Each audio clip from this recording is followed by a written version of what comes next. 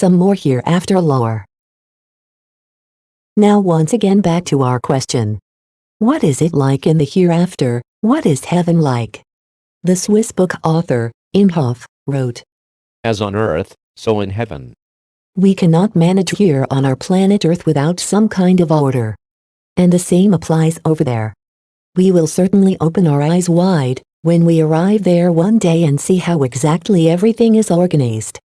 The same happened to the English author and journalist Thomas William Stead. Does the name Titanic mean anything to you?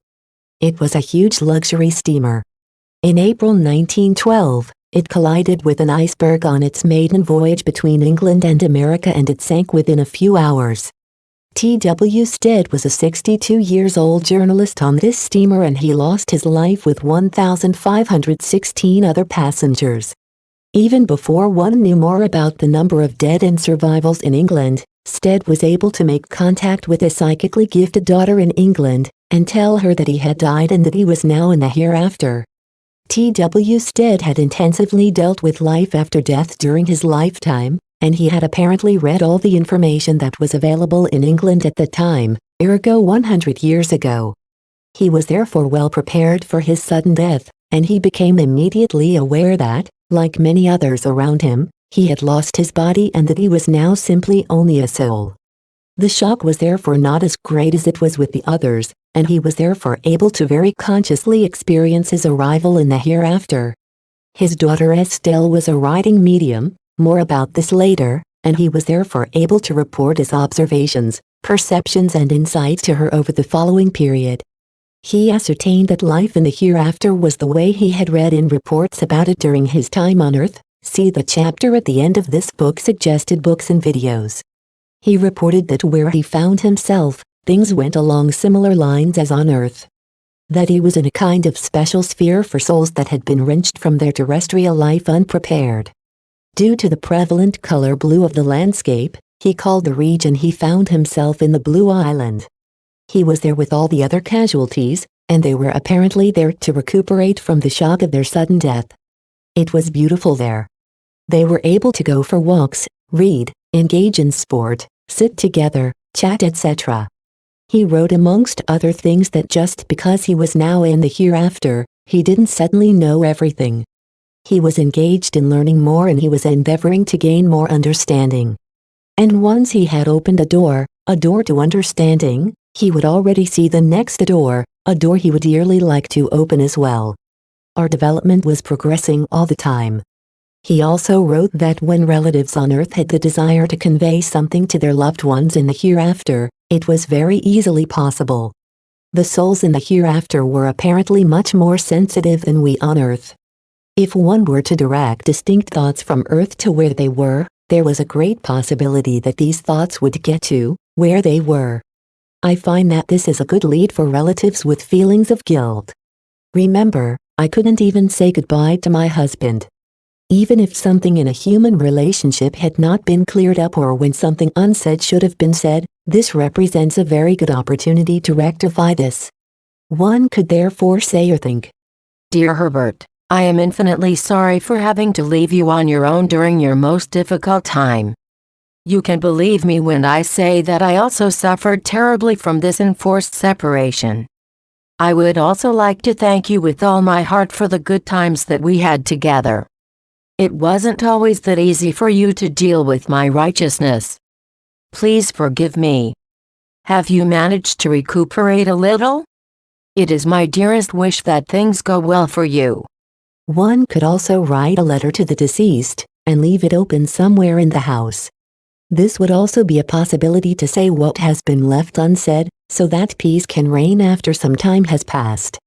Dear reader, as T.W. Stead reported later to his daughter Estelle, to be in the hereafter doesn't mean that one is in the highest heaven. There are many different planes in the other world. There are those that are very similar to Earth. But there are planes and spheres beyond the initial sphere that are so infinitely beautiful that we cannot even begin to imagine how beautiful they are. The hereafter is therefore not the only hereafter. Heaven is also not the only heaven. There are therefore an infinite number of different planes and worlds within this infinitely vast realm, bright ones and not so bright one, beautiful ones and less beautiful ones. How we live there, with whom we live and how we will fare is not subject to chance. It completely depends on the attitude, the awareness and the expected harvest that we bring with us from earth. Like attracts like.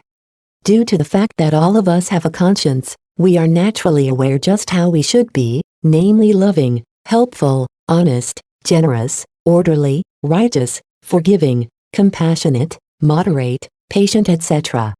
And we also know the things that drag us down and what we should forbear. This is how our world of thoughts, feelings and our conscious awareness forms during our life. And depending on how our soul developed during this life on earth, the place where we find ourselves as souls after our demise will be accordingly. We get to the place that is fit for us. Once we are over there, we will get the opportunity to review our life and to assess it. What was good and what was less so? Where did we succeed, where did we fail and where did we go wrong?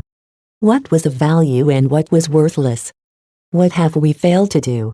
We will probably learn a lot and we will probably feel sorry about some of the things.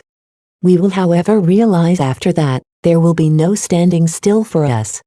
We have to strive to develop ever further in the hereafter also, towards improvement, love, understanding and recognition in order to find perfection someday. This is something that I read about everywhere, not just with T.W. Stead. We are regularly instructed, because we are rather ignorant, when we arrive over there. By the way, there are glorious landscapes, rivers, mountains and lakes in the world of the hereafter, beautiful trees and bushes and enchanted gardens. There are supposed to exist wonderful flowers there too, like the ones that grow here on earth, but also others that we do not have here. There are supposed to be beautiful regions there, glorious buildings and parks, all according to the sphere one finds oneself in. The air can be filled with invigorating scents and wonderful music. These are the things one reads about over again. And the light was supposed to be supernatural. The animals are tame and they come to you so that you can pet them. In as far as I have understood it, most of us will find one another on one of the middle planes one day, all according to how we develop during our life on earth. As souls, we will be educated and advised by higher entities. We will probably encounter our deceased friends and relatives, particularly those we were close to. Maybe also with our adversaries, and we might then be able to reconcile with them. I gained the impression that we will also see our pets again, those that we had a very close relationship with. And we will certainly perform some sort of work there. Isn't this astonishing? There is no idleness or boredom in the world of the hereafter. We will be allocated a job or we may select one ourselves. We will still have our free will. And we will certainly learn more. But we will not encounter the Lord of this infinitely large and wide world of spirit where we find ourselves. We will still be far away from Him. God, the Father, is much, much higher. We would not be able to bear His countenance at all. We will, however, see angels and other eminent beings, and be able to converse with them. They will answer our questions and also advise us. And they will also encourage us to trust the Almighty, to love Him and to pray to Him. I would like to add a little parable story here, one that I heard during an interview with B. Dimhoff. A woman had lived her whole life in affluence and luxury. After she had died and had arrived in the hereafter, the place of residence allocated to her was just a tiny, pathetic and warped wooden hut. She became angry and upset and complained to the very first angel she encountered. "How can this be?" "Well," answered the angel, "we were unfortunately not able to build something better with the material you brought with you from Earth." What material was the angel of this anecdote talking about? I believe that he meant all the caring characteristics that we are supposed to foster: empathy, brotherly love, helpfulness, humility, maybe relinquishments in favor of the less fortunate. All the things that she probably omitted to do during her life on earth. She had arrived in the hereafter as poor as a beggar. She had never dreamed that this would happen. This is a careful attempt to visually indicate the various levels of the hereafter and to describe them. Even though hell doesn't exist, we do have these dark and cold worlds according to our present-day insights. One could also say, valleys of the cold and loveless hearts. These are places of reformation for souls that acted without love and empathy on earth, that might have been cruel, hard-hearted and greedy for power and burdened themselves with much guilt. They were also not willing to change their attitude during their time on earth. They find that to change their way of thinking and to raise their consciousness is a very difficult path to take in the hereafter, if they do not want to continue to remain in darkness. If they are prepared to accept help, they are visited, taught and enlightened by higher beings. The moment they change a little and show goodwill, they are helped to leave these dark worlds, and to ascend to the lowest plane within heaven. It isn't all that beautiful there, but it is bearable. It apparently never gets really bright there, it is a twilight land. But every soul has some very simple accommodation, clothes and, if willing, the opportunity to pursue regular work. They are instructed and they gradually realize that it is up to them to ascend higher one day, to spiritual worlds, where conditions are indeed heavenly. With wholesome light and glorious nature, with neat gardens and beautiful landscapes. The accommodation there is agreeable, one is well dressed, one can select one's work and even learn new things. One virtually goes to school to learn more hereafter lore, until one understands what one has to do to be able to ascend even higher. Because every individual soul's development will always continue. I can only indicate what's above these landscapes with stars. Because there are apparently worlds above that are incredibly beautiful according to our concepts. As I said before, this can only be an attempt to describe parts of the world of the hereafter. It comes from messages from the other side that we can nowadays read about at various locations.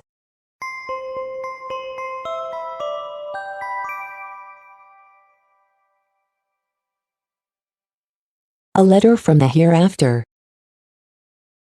In order to illustrate this in more detail, I would like to mention a little book here, one that I like very much and therefore have read a number of times.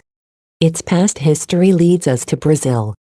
For over 100 years, there also exists a very lively, spiritualistic church in Brazil next to the dominating Catholic Church. It might similar to the one in England, and more than 4 million Brazilians belong to it. As in England, the aim is to connect to God, but also to engage with the world of spirit. This means that they are also familiar with the theme of mediumship. The very well-known writing medium Francisco Cândido Xavier, 1910 to 2002, lived in Brazil. One can see photos of him on the internet. What is a writing medium? This simple employee, one can read on the internet, that the Brazilians regarded him as extremely humble and charitable, sat down with a pen and sheets of paper, I could observe this on an old video, and internally prepared himself to act as a medium, ergo to serve as a channel for the world of spirit. Some extremely rapid writings started without interference from him, something he couldn't influence. Because his hand was controlled from the hereafter, he had no idea what it was writing. This is how numerous books filled with messages from the world of spirit eventuated. We are told that what he earned from his books was given to charitable organizations. This is how a thin little book came into being, titled Message from a Teen in the Spirit World, dictated by the spirit Neo-Lacio. This booklet originated in Brazil in 1947 and it was translated from Portuguese into several languages, including English. The youth's name was Carlos, and he died from diphtheria aged 14. 1 year later, after he had already spent 1 year in the hereafter, he was allowed to write a long letter to his younger brother, Dirceu, who still lived on earth. One of his teachers in the hereafter, Neo-Lacio, let it be known that this letter was written down via the writing medium FC Xavier. What impressed me very much about this letter was how graphically and intelligibly Carlos was able to describe, when he was laying there dying, and what happened after. I would like to tell you some of it at this point. You will be interested. Even though Carlos suffered severely towards the end and felt this terrible pain in his throat, he was able to notice every detail that happened around him. His mother cried uncontrolled, his father nervously paced up and down in the next room. His younger brother sat in a chair and looked at him in a depressed and sad state, and the doctor, Dr. Martinho, sat at his bedside and held his hand feeling sad and helpless. Carlos wanted to talk but he couldn't. He could no longer move his lips. But in his thoughts, he prayed the prayers his mother had taught him. This is what he wrote 1 year after. He felt so infinitely tired, and he dearly wanted to sleep. But he didn't dare, because he was afraid of not waking up again. He had actually had a bad experience. 1 year ago, he had seen his dear friend Osorio lying cold, mute and lifeless under a heap of roses. And he had this extreme fear that this could also happen to him, namely that he would also die. If he had been able to speak, he would have implored Dr. Martinho to not let him die. He looked in vain for any sign of confidence in the faces of those present. All he saw was despair, fear and tears. And this is why his own fears increased. Until a tender sound and a little movement attracted his attention. As if appearing from a mist, his Aunt Eunice stood next to his bed. He immediately recognized her, because he had often seen her photo. She was the sister of his mother. She had died when Carlos was still a small boy. Nobody there seemed to notice her, but Carlos was happy. She wore a beautiful dress with ribbons. She smiled very relaxed and talked to him in a friendly and encouraging way. This helped the young boy in his stress. The thought that she was dead or maybe even a ghost did go through his head. But she was so beautiful and joyful, that she could certainly not scare anybody. Carlos wrote in his letter that she was a real blessing to him at that moment. Aunt Eunice placed her hands on his head and he immediately felt better. He felt distracted from his painful throat and he could think more clearly again. Carlos wanted to ask his aunt something, but it didn't work. He could not move his lips. But she could apparently read his thoughts and she said to him in a friendly way, Carlos, do you really think that somebody can disappear forever? Don't be afraid. You can go back to sleep. Don't worry, I will look after you. She then placed her hands on his sore throat and caressed his sweaty face. Go to sleep, Carlos, you are tired. He heard his mother crying loudly, but then sensed how a higher power hoisted him out of his bed. Let's go. He heard his Aunt Eunice say very friendly. She then took him like a little baby and carried him towards the entrance door. The moon shone and the air was wonderfully refreshing. He was now able to breathe without pain and effort. He was happy and he now thought that he was healthy again and would be taken right back. He then finally went to sleep. Dear reader, I recounted the beginning of the letter by Carlos in a very abridged form. You might now get an impression of how this part of the described dying process could feel like. When Carlos woke up, he didn't know how long he had been asleep. He found himself in a beautiful room, flooded with light. He thought, is this a hospital? He no longer felt any pain and he felt a lot better. But he was weak, very weak. But where was his mother? Why didn't she come? He suddenly felt homesick. Did he have his voice back? He called out for his mother as loud as he could. The door opened and Aunt Eunice entered. She looked at him in a good mood and said, Don't be afraid, Carlos, you are now with us. What did she mean by that? Carlos thought about it. Aunt Eunice had been dead for a long time. But he actually felt quite normal. What was wrong with him? His aunt could read his thoughts. Yes, Carlos, you are now with us who have already died. When he heard this, he got goosebumps with fright. But his aunt remained quite unperturbed, and with a happy voice said, Why are you afraid? You have nothing to fear. And this is how his life in the other world began. Carlos soon experienced a very hearty reunion with his beloved grandma. A friendly doctor came every day and placed his healing hands on him, and they had long conversations every time he was there. It was mainly about mentally stabilizing Carlos so that he didn't suffer as much from being separated from his mother. After he had markedly improved, he ended up in a boarding school and his further education progressed. What the Swiss author, Imhoff, had used in the title of his book is confirmed here, namely, As on earth so in heaven. This story might seem too fabulous to you. But there might be a reason why the earthly and the otherworldly life could be very similar. This is very helpful to the souls that have just experienced the separation from their physical body and now feel insecure and disturbed. Other, higher planes might be different. Dear reader, I don't know how you fared so far with reading this, but I think that you are flooded with a lot of new information here. We will now deal with a new theme. Another break might be advisable. I leave it up to you. Or you can stop completely at this point. The why question has naturally not yet been answered. Reading this chapter gave you the opportunity to hear a lot about the visible and the invisible. But above everything else, you now know that you continue to live no matter what happens. This is a very decisive insight. And you will have gained a lot if this gradually turns into your normal view of the world. You will live your life differently, calmer and more relaxed. You will suffer a lot less.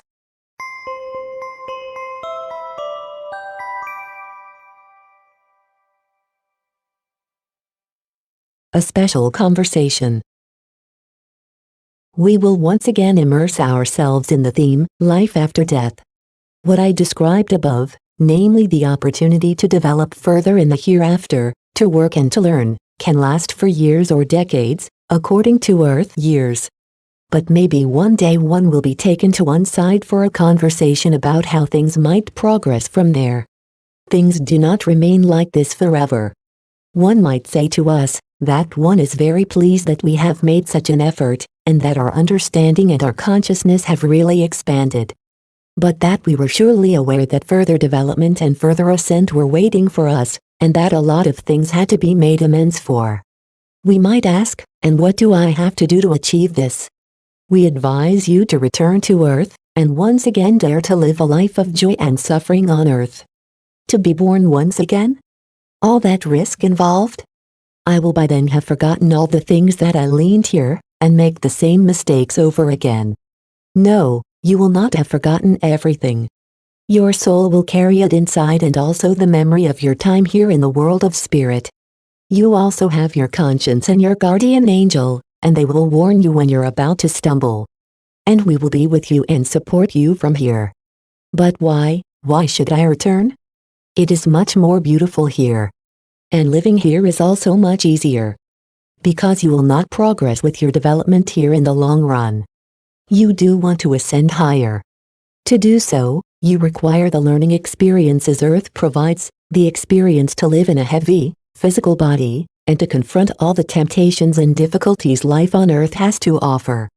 This will bring growth and development to you as a soul. And with the things that you have grasped here so far, you can probably also lend assistance to other people down there. We will support you in this. Dear reader, this might give you a bit of a scare, because we have suddenly touched upon the thought of reincarnation. Don't be too anxious about this idea if you never heard about it. Have the heart and courage to enter this uncharted territory. You are in good company. More and more people believe these days that we return to Earth over and over again. You can also read about this on the internet. The thought of reincarnation is really a relatively popular belief, because there have always been people that remembered a past life and talked about it. The Christian churches reject the idea of reincarnation, but one can read on the internet that it was, for instance, still a part of early Christendom, as it was with the Jews during Jesus' time. And that it was only abolished and forbidden at the council in 553 AD. But our soul, it has already experienced many lives on Earth, incarnations, has this knowledge always within itself, but rather on a subconscious level for us as human beings. Because why else would my neighbor say, I will certainly choose a different job in my next life, that's for sure. Or why would a man say, I must have been a sailor in past life. You have no idea how much I am drawn to water.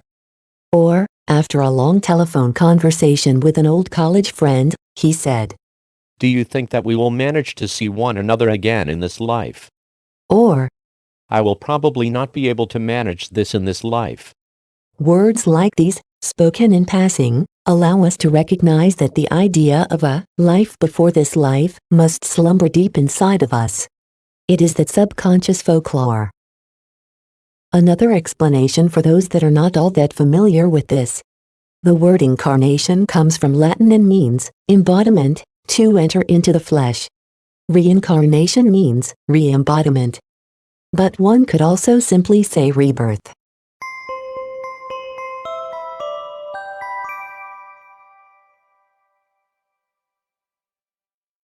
The idea of reincarnation. Dear reader, with this theme we are getting a little closer to answering our why question. Be happy, because it will get easier once you have internalized these coherences. Therefore, the doctrine of reincarnation implies that the soul enters the world of spirit after its life on earth, ergo enters the hereafter.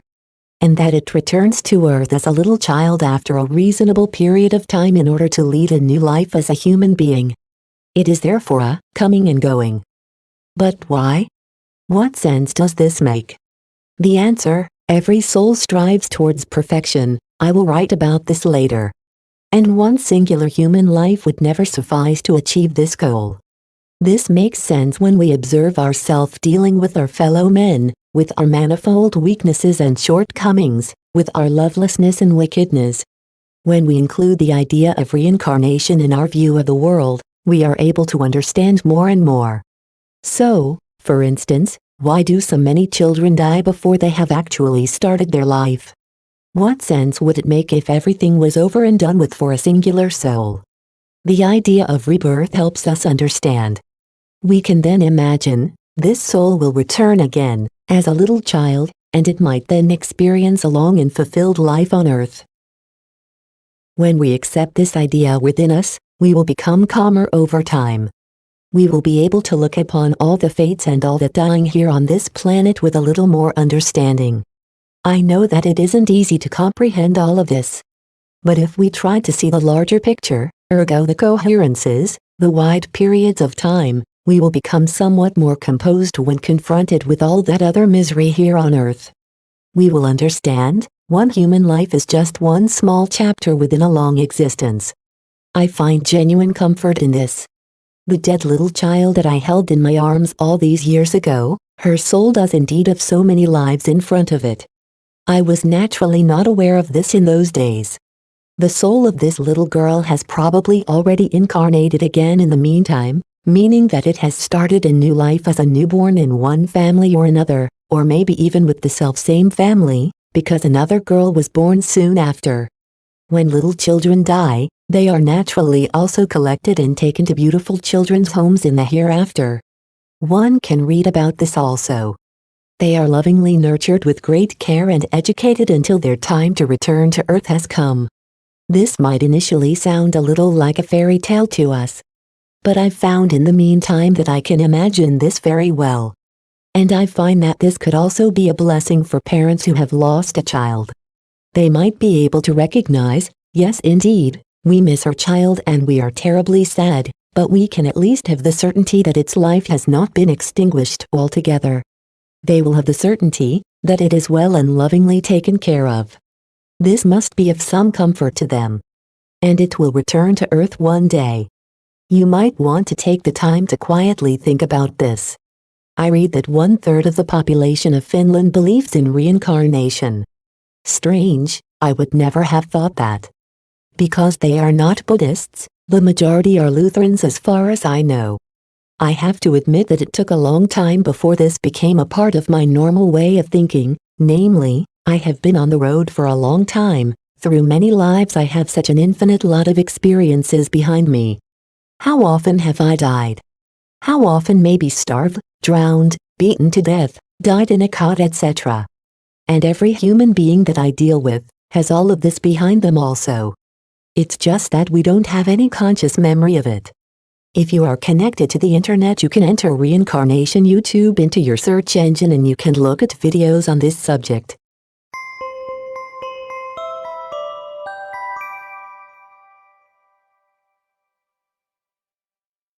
The Little Burmese.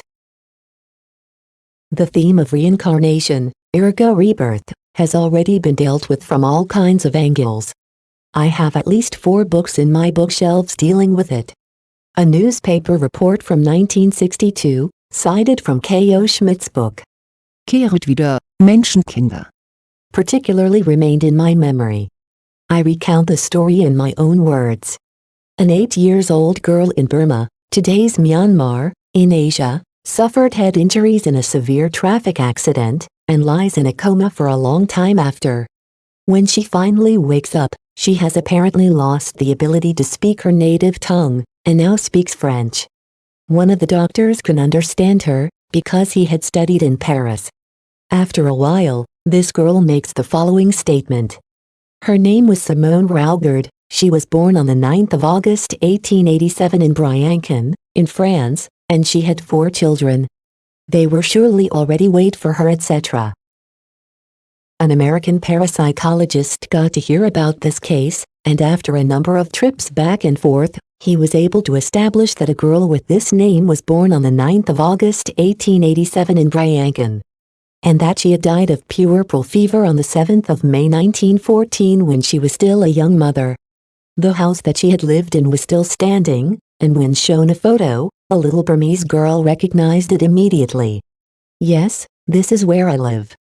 A lot of such cases have been described in the meantime.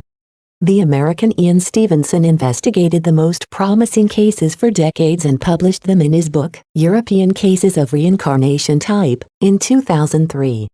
Once he found out that there was a child somewhere that recounted details of its past life, he traveled there in order to gain clarity through numerous conversations. He was sometimes able to verify an actual reincarnation on hand of powerful evidence.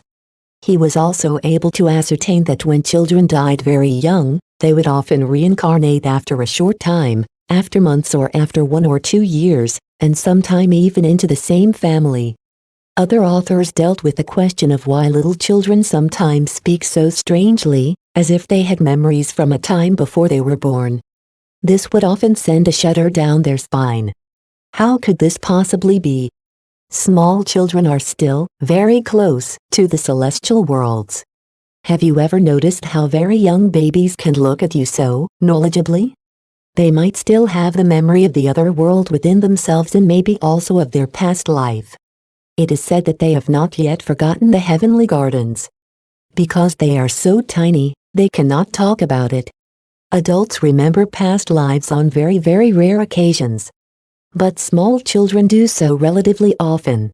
It seems to be a case where the veil of forgetting the time before their birth is sometimes pushed aside for a moment or two. They then seem to know that they had been in heaven before, respectively that they looked down on their parents from above. And so it happens that a 2.5-year-old child will suddenly stop playing and pensively says, "It was completely different where I came from," to then continue to play. 2 years old sometimes sadly say, "I want to go home," but you are at home. "No, I mean where I have been before," or, "You are not my mama. My previous mama had dark hair and she smelled differently." Or, "Mama, before, when I was grown up, I cooked the pudding for you." Some small children can tell us a lot about the time when they were still in heaven, for instance how they died, how they had an accident and died. But they most of the time only remember this whilst they are still small. They usually almost always forget about it after. I was particularly taken by a small experience told by a female doctor in the book, Memories of Heaven. I listed this book in the last chapter. The doctor writes analogously, her first child, a girl, only reached the age of 1. She had composed a lullaby for her child, a very personal one that could not be found in any songbooks. And this is what she always sang for her baby. She never chanted this song again after the death of her child. 7 years later, she gave birth to another girl and it grew up to be healthy. When this girl was 4 years old, the doctor heard her child sing this very lullaby. This gave her a terrible jolt and she asked her daughter, Where did you hear this song? "But Mama, you always sang this song for me before." This soul must have returned to the same mother.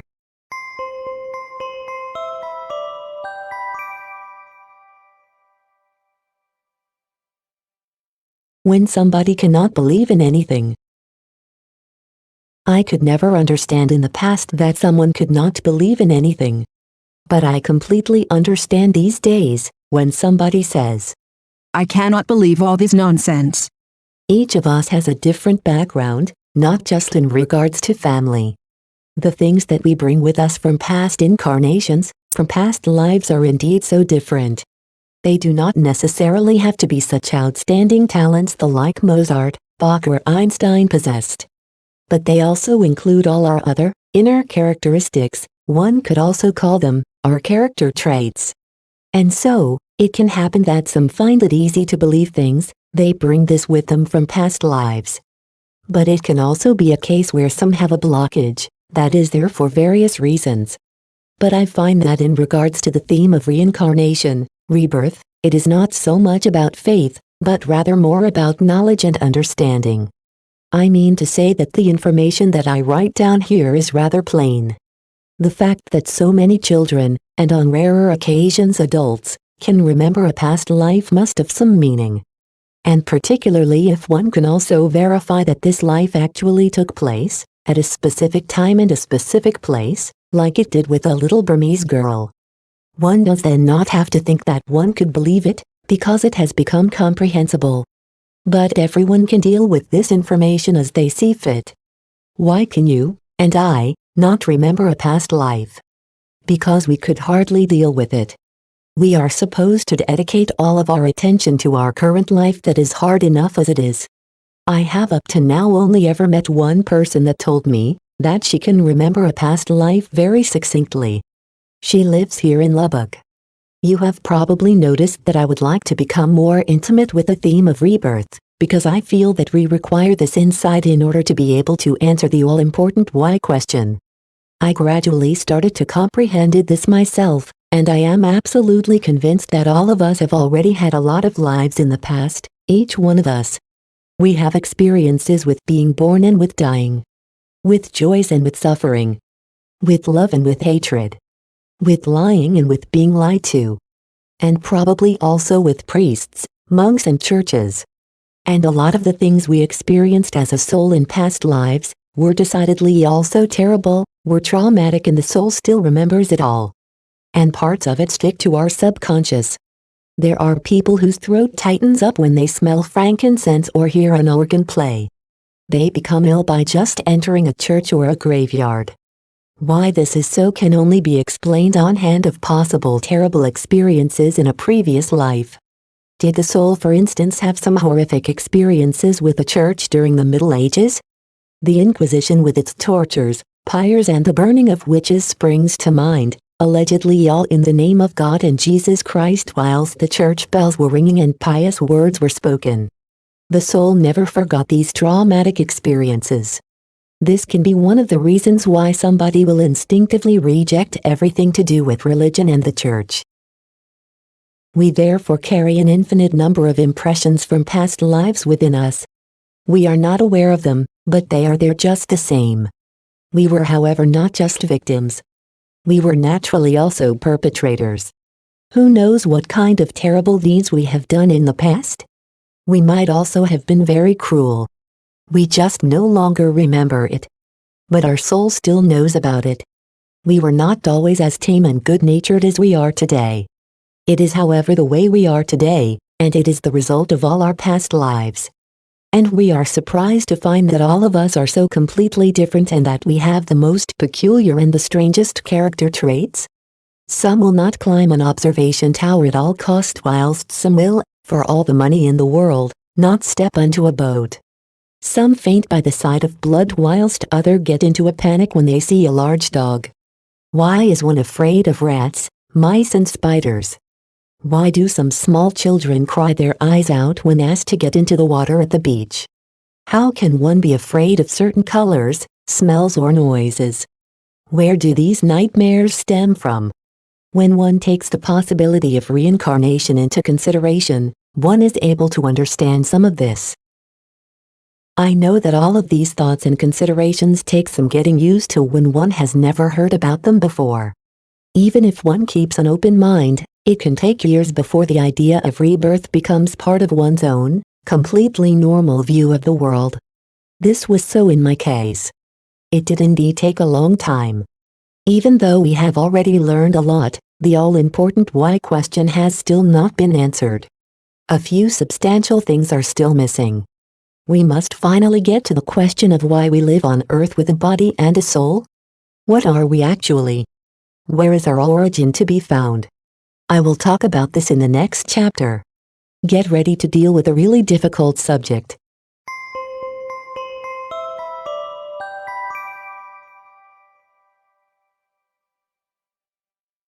Where we come from. Dear reader, you must have gathered by now that the thing that is of the greatest importance is the soul, and it will always be the soul. The body changes over again. But what remains is the soul. To put it differently, the driver is always the same, he only uses different vehicles. To comprehend this is in itself a really great step on our journey towards understanding and towards our humaneness. But now, where does the soul actually come from? I find that the time has come to talk about the major coherences, so that we can finally solve our why question. But do remember that my knowledge can also only be partial knowledge. We mortal human beings cannot fathom everything, and that's a fact. But we can learn to understand the rough outlines. It would probably be appropriate here to at least believe something.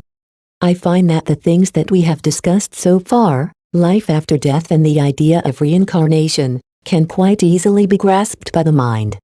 There is a certain logic in it. But what comes now can seem like a fairy tale effect to you or sound like a legend. Therefore, dear reader, accept it simply as a legend to begin with. There is usually a core of truth in legends, don't you think? Our history. All of us that live here on earth emerged from God an infinitely long time ago. God placed a spark of His love, a spark of His divinity inside of us. This is why some people say, We are divine. We are God's children.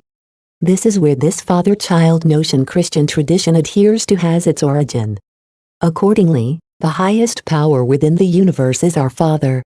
And this applies to all the people we encounter, also each and every one that we see in the news.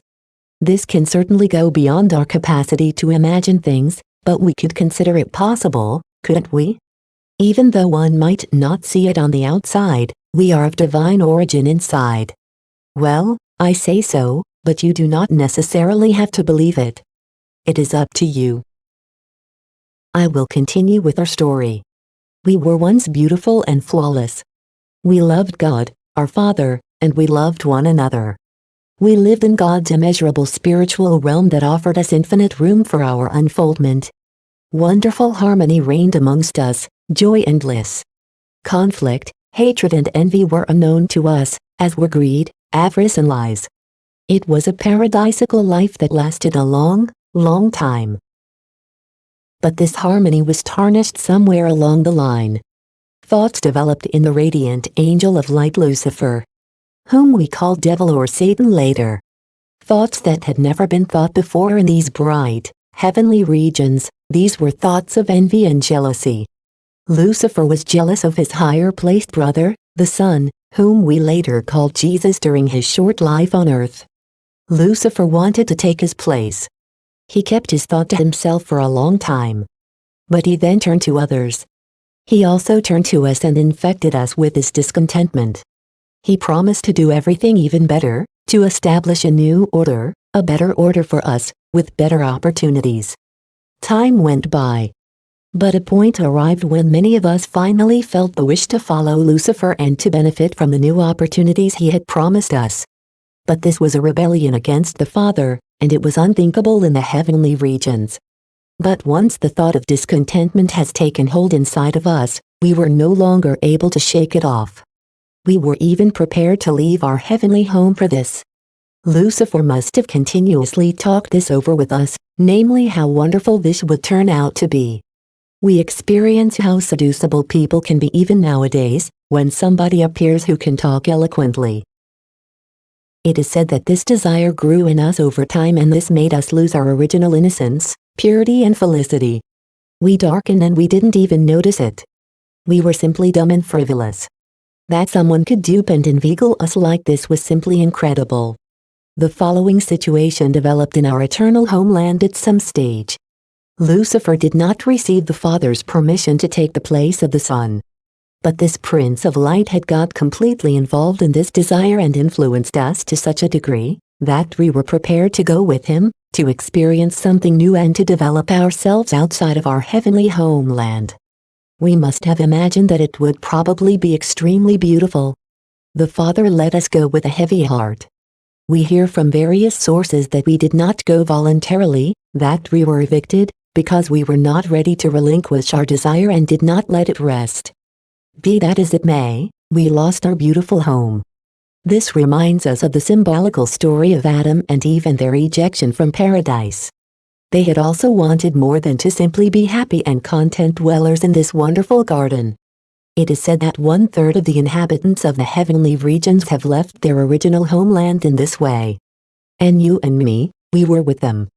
It would otherwise not be necessary for us to live here on earth now with all the problems and catastrophes that we face here.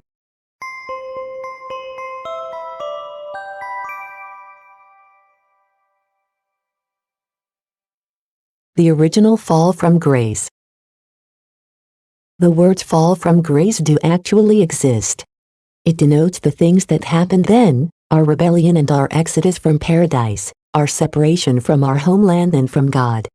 To put it short and sweet, God placed planet Earth at the disposal of his aspiring children. In order to live there, we had to adopt a physical body, as we had only lived as spirit beings up to then. This was in conjunction with our exodus from our eternal homeland. We probably agreed to anything as long as our wishes were fulfilled. Above everything else, we wanted to create. This is something Lucifer probably promised us if we were to go with him. He now had an infinitely large number of souls, spirit beings, on his side, and this made him feel pretty mighty. The price for our arrogance and flippancy was high. Did we have to live in the bodies of animals to begin with, as some assume? I don't know. But let's assume that we were like Adam and Eve, after they were forced to leave paradise depicted in the symbolic story in Exodus 1:3. We had to constantly concern ourselves with food, protection and shelter, and also some kind of apparel from then on. And we had to fend off all kinds of things. This is how the hardship and affliction of our terrestrial existence began. We begot children and had to bring them into our new world in agony and then look after them. We were proud to have many children, but it also meant more hardship and adversity. And above all, we now had a mortal body. This on its own brought fears, adversity and sadness into our life. We as souls, now found ourselves on this wheel of reincarnation, to be born, to experience the joys and hardships of a life on earth, to become guilty of something, to then take our leave from the earth and return to the hereafter. To then begin over again as a newborn child. The fight for survival here in this physical world made us hard. Our souls darkened more and more, from incarnation to incarnation, that is to say from one life to the next. Our souls initially retained some memory of the beauty of our homeland, but it faded more and more. We were in Lucifer's domain here. We had followed him in our blindness, he now had power over us and he did not allow us to return. We can now imagine how we changed. After many lives on our planet, we had distanced ourselves a long way from the loving, peaceable and cheerful children we once were. We started to kill animals in order to eat them. We discovered fire. We became ever more brutal and we no longer shied away from killing people and to wage wars. We discovered that we could exercise our power over others and we exerted it indeed. You and me also. All of this is behind us now. This is difficult to imagine, but it must have been like that. When we, as souls, were in the hereafter between incarnations, we apparently found it easier to remember where we had come from. We might have exchanged our thoughts and ideas between us and we might have asked ourselves, how could we leave the homeland of our Father? We had it oh so good there. What joy and love we felt there. This beatitude. We have now distanced ourselves further and further from what we once were. And we burden ourselves even more when we have to live in a physical body. But this cannot be avoided. Isn't this absolutely terrible? Lucifer reigns over us here. We never thought that he could distance himself so far from God. He invites us to do all kind of evil, and he now retains us here in darkness and so far away from God. One of the souls we sat together with might have cried and said, "I would like to go back. I want to reverse the decision I made at that time. I would dearly like to say to God, our Father, that I am very sorry and that I love him. If only I knew how." And some of the others might have agreed. Dear reader, if you never heard anything like this before, you probably find what I write here very difficult to imagine. Only a few have ever written about this. But those that have done so did not gain this knowledge from this world. These messages clearly come from the other side. But if we can assume that this, our history, is roughly correct, we will begin to understand more and more.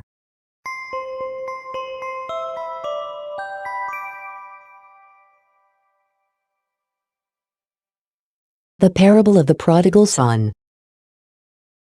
Do you know the parable of the prodigal son? Luke 15:11 ff. This well-known story was told by Jesus and it is almost 2,000 years old. It describes our situation, more precisely, the situation of our souls in regards to the fall from grace. I will narrate it here in my own words. A man had 2 sons. The younger one no longer liked it on the farm of his father. He apparently found it too boring. He told his father that he wanted to go away and he asked him to pay out his inheritance. The father must have been sad about this, but that didn't trouble the son. He wanted to go and experience things. We can well imagine his levity and his arrogance. He gathered his things together and he went on his way. He was filled with optimism and thirst for action. Everything must have worked out well to begin with, out there in foreign lands. But things soon turned bad for him. Once he had frittered away the money his father had given him, he got into great difficulties, because a famine gripped the land. At the end there was nothing left but to hire out his services as a swine herder. This was not just a human but also a lasting religious humiliation for a Jew in those days, because pigs were seen as culturally unclean. He received so little food for his work that he was tempted to eat from the carob bread husks the pigs received as feed in order to still his hunger. But he was not allowed to do this. Things were desperate. He could hardly sink any lower. Well, he finally started to reflect. I must have been stupid to leave the house of my father. How fatuous. My father's day laborers are 100 times better off than me. They can eat their fill every day, they have clothes and they have a shelter. And I go to waste here. I am deeply ashamed, but I want to go back to my father and I will ask him to engage me as a day laborer. And so, it came to pass. He made his way back home, in rags, feeble and miserable as he was. It was a long and arduous path, but he went back. He approached his father's house. Something surprising happens now in this parable. His father, who had apparently kept a lookout for him all this time, espied his son from a distance, and saw how he laboriously and half-starved came closer. The father felt pity for his returning son. The disappointment he had caused him was no longer important. The father ran towards his son and embraced him. The son was overwhelmed by the love of his father and stammered his plea for forgiveness. He implored his father to employ him as a day worker. But he was so infinitely glad, so glad to have his son back that this was out of the question. He fully restored his rights as his son. We are this son in the form of a soul. We left our home and our father. We are indeed on our way back, but we still have a long way to go. Our soul has made the same decision as the son in the parable. I want to return to my father in my homeland. It is akin to the yearning of a lost child. I want to go home. But why isn't this a simple thing to do? As I said before, our soul is no longer the way it was before. It lost its purity and its innocence far away from home. Lucifer's seductions and the separation from the homeland darkened it. Its beauty has gone. During its time under Lucifer's regime, it severely burdened itself through many misdeeds. It burdened itself with guilt, as it were. It was now far from being the pure love it once was in paradise. but it has to regain it in order to be allowed back into its former homeland. It would not be viable there in its present condition. It would be impossible for it to bear the light there. This is naturally symbolically expressed. And how is this going to continue with us as souls? The return can in fact only be facilitated through the path of reincarnation. Ergo, through many lives here on earth.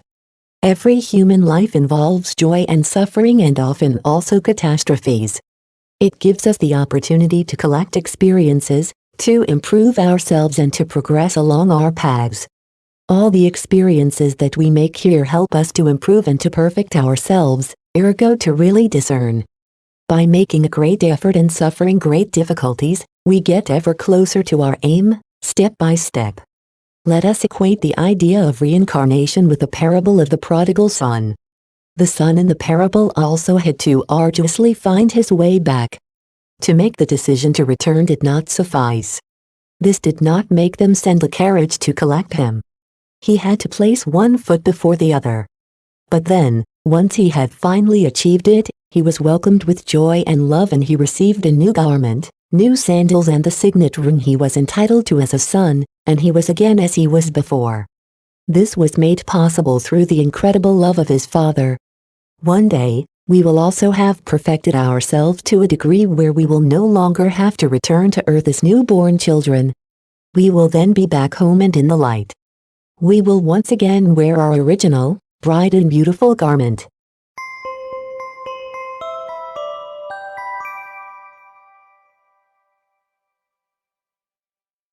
How far does God's almightiness reach? Dear reader, we have now been able to understand a few more things.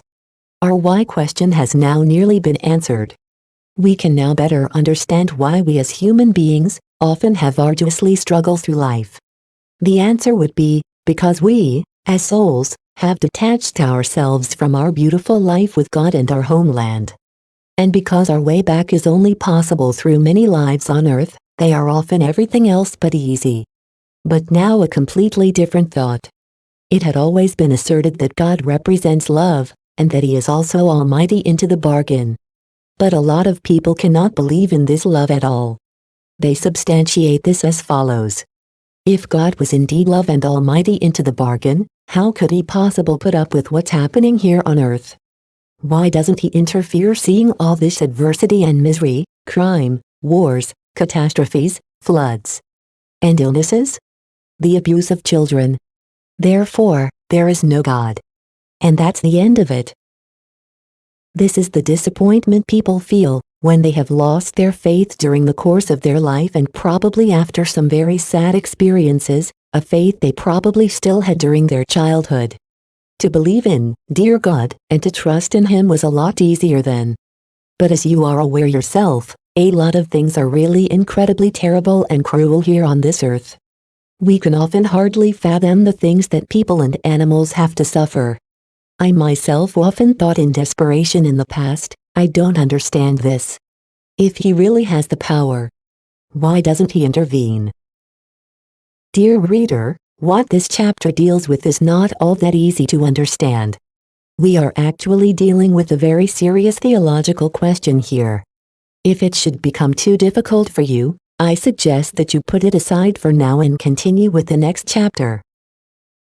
A lot of people have already contemplated this question, and there were famous philosophers and theologians amongst them. But they could not find satisfactory answers. They had indeed man's free will in their sights, but not man's long period of existence before birth, and the darkening of the soul.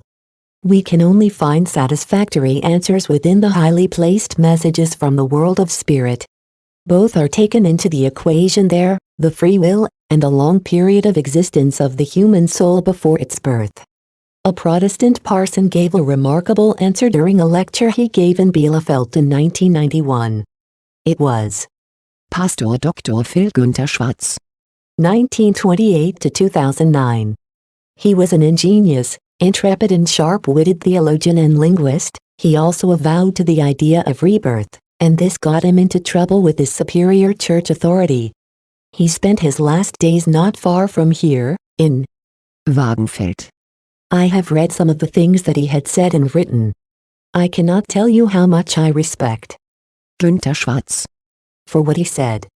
The title of his lecture was Suffering, Injustice, Violence, War. Why does God allow this? How could Günther Schwarz. dare to deal with this difficult theme, something famous theologians kept quiet about? Because he had answers. It is my desire to put some of it to paper. Günther Schwarz. Only briefly touched upon the theme of rebirth in this lecture, but he delved more elaborately into this subject in his next lectures. In this lecture he centrally dealt with the question of God's almightiness in relationship to us as human beings. He therefore narrows down his question by asking, why does God allow all of what's happening in regards to our earth? Why doesn't he interfere? Why do his infinite powers not come into play here with us? Gunther Schwarz answered analogously as follows. God curtailed his powers over us by giving us, as souls, free will, right from the start in our eternal homeland.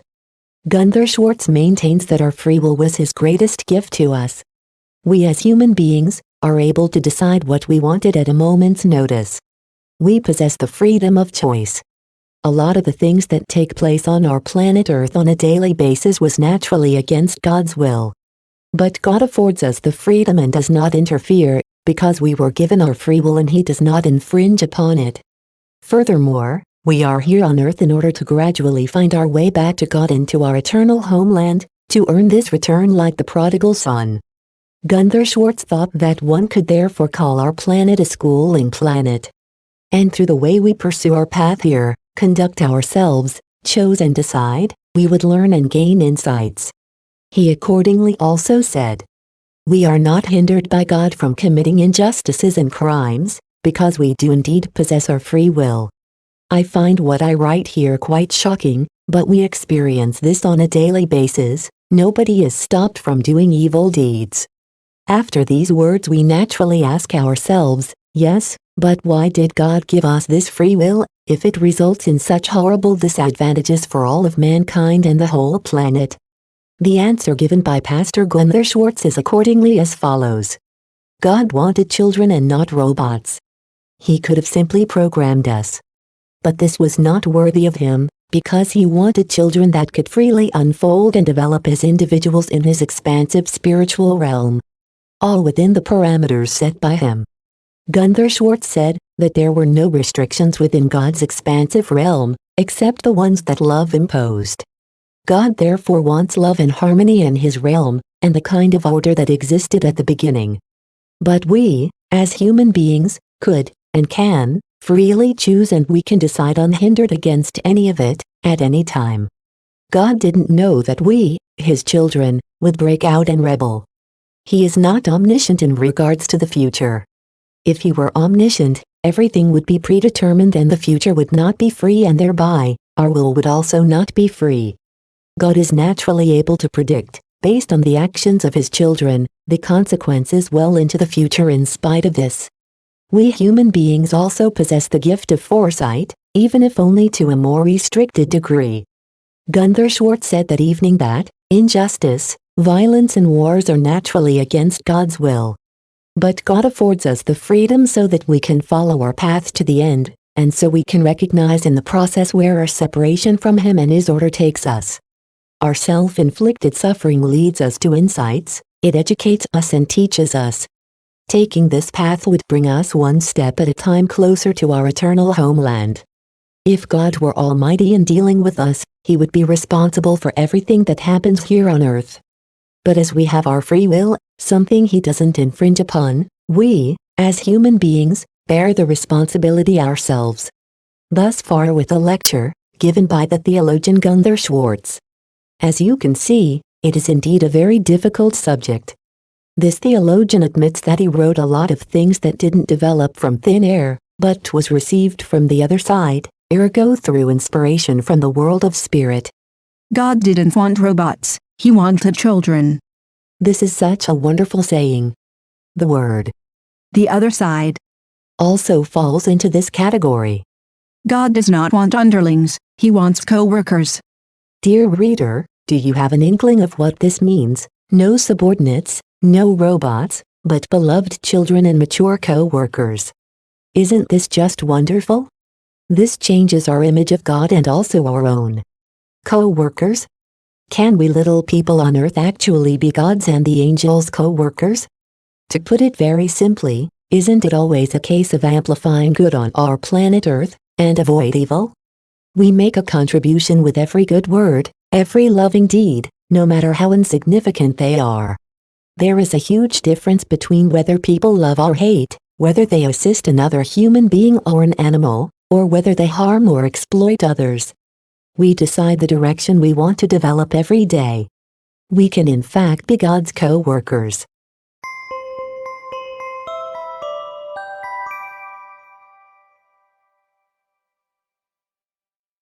Accompanied and protected.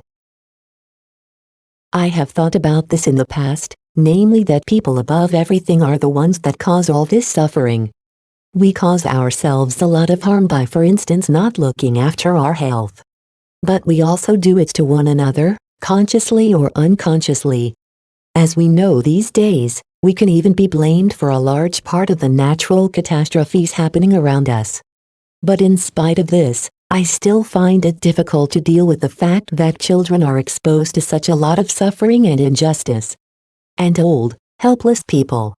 Also, animals. I always feel pain inside of me when I think about it. A lot of you probably had the same reaction. It still really hurts. But in spite of all of this, I am completely sure we have certainly not been written off by God, us here far from our homeland. This is my faith, something that I always had. The father in the parable of the prodigal son also never stopped thinking about and keeping a lookout for the son that had left him. And God, our Father, also waits for us. And I am also convinced that we are constantly, invisibly accompanied and observed. I encountered people that assured me that they were not very religious, but that guardian angels existed in any case. This was usually followed by a fascinating story wherein they barely escaped with their life, and the fact that they were still alive today could hardly be described with purely terrestrial explanations. We always talk about guardian angels because we believe that everything invisible must be a guardian angel. As I said before, this isn't actually correct. We simply cannot imagine that we are dealing with helpful spirit friends without wings, but with an assignment to protect, accompany and support us. Through their nearness, we can also be inspired. This means that thoughts can be introduced into our mind, and we suddenly know how to solve a problem. Or where to look for our lost car keys. Or when we have an important encounter where we say, "What a coincidence." But it was no coincidence, but providence. Our invisible companions must often have arranged encounters for us that, when looking back, turned out helpful or even life-changing for us. Or they organized a book to cross our path, one that was important for us. This means that a lot of things would have taken a different turn in our life without the attentiveness of our invisible companions. According to my experience, we do well to team up with them, to trust them and to consciously take advantage of their help. Besides, this doesn't infringe upon our free will whatsoever.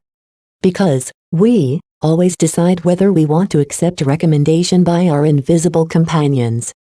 As it happens, we don't do often enough. Over again I hear and read that it would be a good idea to consciously talk to our invisible helpers, and to ask them to come to us. It is said that they like to be asked and invited, to make it so much easier for them to help and to intervene. I have been doing this for years. I find that as an older person, it is indeed wonderful to feel accompanied day and night. Again, I expose my inner feelings when I confess here. For at least 15 years I have been saying every morning, "Dear brothers and sisters, I greet you and I welcome you with an open heart," or I say something like that. With brothers and sisters, I mean angels and invisible helpers. They are my siblings because we have the same Father.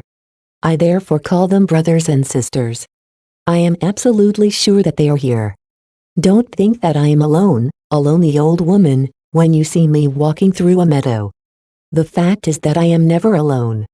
It is my firm belief that I am always accompanied. I hold in my memory a long series of experiences that I equate with my invisible companions. One thing is for sure, I would not be sitting here so peacefully at my computer without them. I would have departed for the other world a long time ago. Why didn't I drown back then?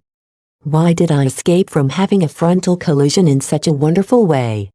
Why didn't I fall to my death at that time? Why have I escaped death so often?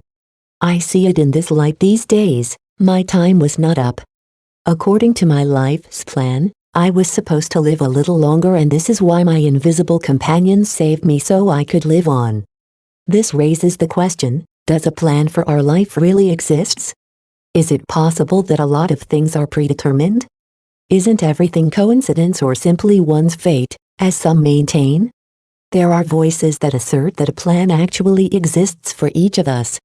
But how does our free will tolerate such a plan?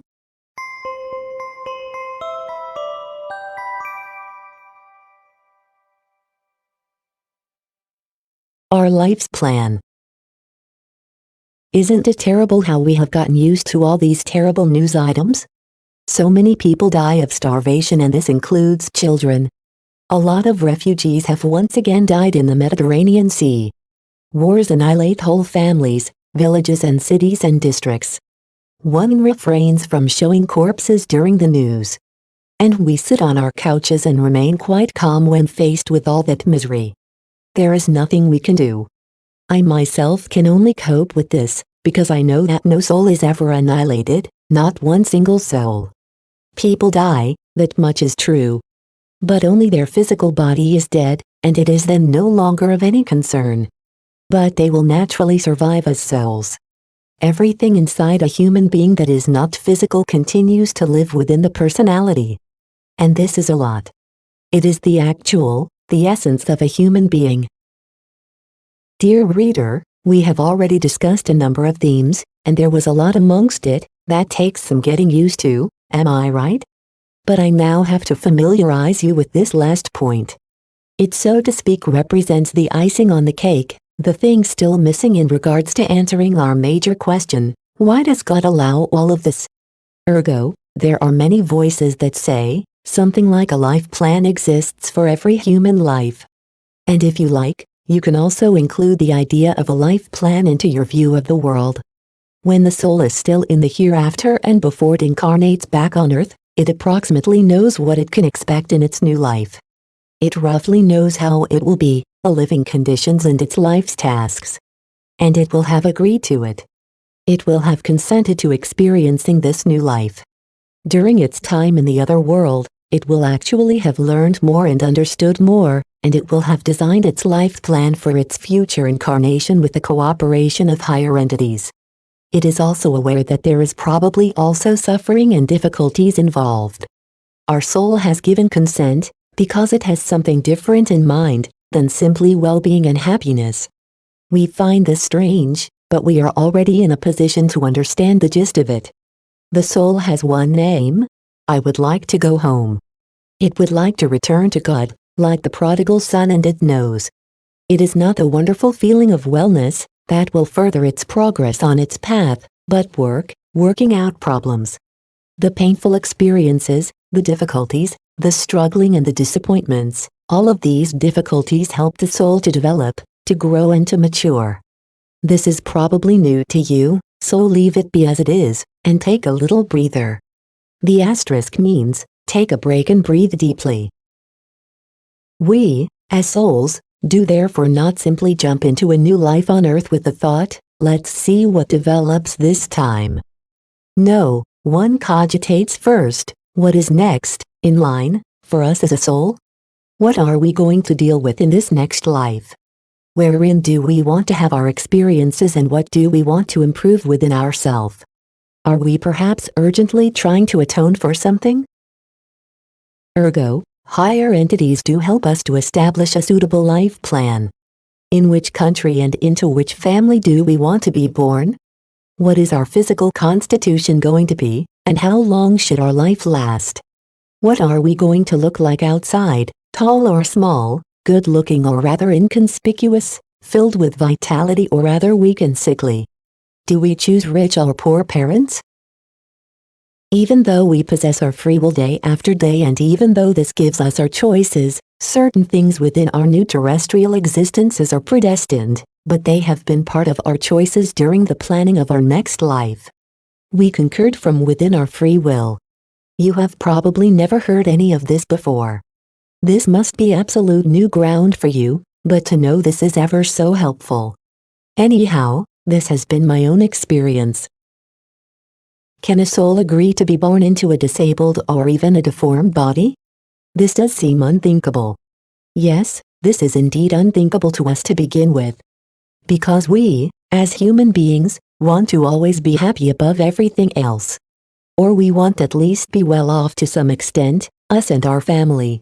And we know exactly what we wish for: health, making a good living, and have people around us that we really relate to. We also want good weather, no climatic catastrophes. Rain at the appropriate time, hopefully during the night, good harvests, happy faces around us, etc., etc.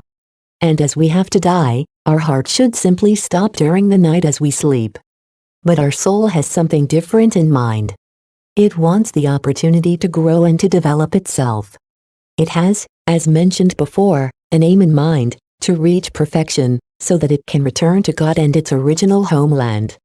And it is aware that this path cannot only lead through blooming meadows. Our soul is aware that it can progress the best when the path through life is not all that easy, when challenges have to be overcome. And our soul prevails. This is something we have already noticed. Life isn't really always easy all the time, and a lot of it is caused by ourselves. This is when we have to mobilize all of our strength, again and again, just to get through. We suffer, but we confront our problems, bravely fight our way through, and we grow and evolve in the process. But what do the parents of a disabled child experience, for instance? The worries and the pressures involved are often hardly manageable. But imagine how the father and the mother grow in the process. How inventive they become in order to do justice to their child with its disadvantages. Their capacity to love grows exponentially. This is what spiritual growth and maturity are about. But what is the situation like with people where everything seems to go smoothly for them? They are healthy, they have the necessary small change to survive, and everything seems to go according to plan. We know of such people. But when we take a closer look, we discover that their seemingly easy life has one or two painful problems. Ergo, everyone carries their own package. Once again, all people of goodwill have, as souls, given their consent when their life plan was decided upon. They agreed with it, because they wanted to progress as a soul. They knew that this could be achieved if they had to battle with difficulties. Whoever thought that this could be the case? They might have had the desire to atone for something. Because, as mentioned before, we were not only victims in our past lives, we were surely also perpetrators. We might also have had power, and we misused this power. Did we deride and disadvantage poor and crippled people? Did we rob others of their possession through slyness? Whether it's stealing, cheating, ripping off, or even murder, all of this could be on the cards. Many a difficult and disadvantaged life could be explained with this in mind. Our free will in regards to our life plan does not just show itself through the fact that we agreed with it before we were born. We naturally have our free will in our new life on Earth also, and we can be deviated from our life plan. This happens through numerous events within our life on Earth, and often only minor parts of the life plan are implemented. Very much to the regret of the soul, once it had returned to the realm of spirit. But the soul picks itself up most of the time and renews its effort in the direction of its perfection.